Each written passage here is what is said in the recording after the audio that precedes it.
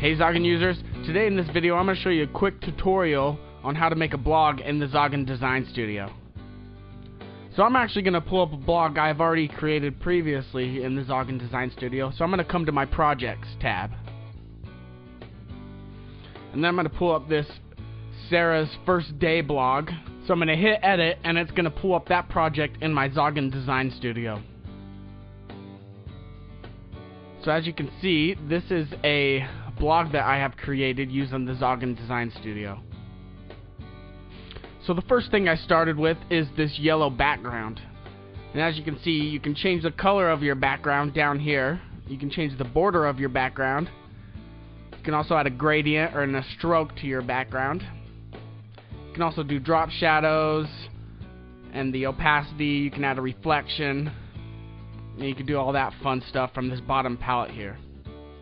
And then I also layered some other background elements on top of my base yellow background, like this gray and then this lighter gray burlap. And then the next thing I did was add my header, which is this embellishment.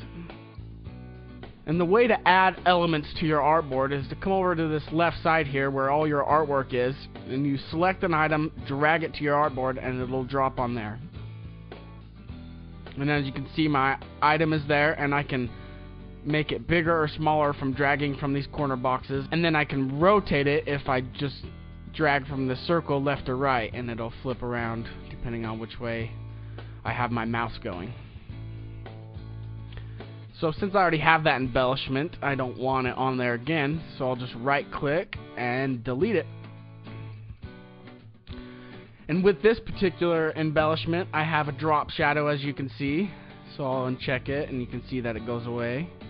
I'll check it again and I'll add it. And you can change the color of that drop shadow, the opacity, the angle at which the drop shadow is on the item, and then you can change the opacity of the item itself down here on this bottom working palette.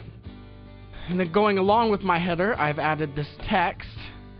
And so down here on your working palette, you can change the font, you can change the color of your text, the size. You can also left, center, or right align your text within your box. You can add drop shadow, color, the angle of your drop shadow, and then again you can change the opacity of your item. So I'll kind of show you how that works. You can see my item kind of fades it into the background there when I change the opacity. And then I added this yellow box with more text on top of it. And again, you know, any items that you select on here, you'll have this bottom working palette that pops up that you can do some different editing with. So now on to frames and photos, which are the next items that I added to this blog. So as you can see, I have this lovely photo of this child here.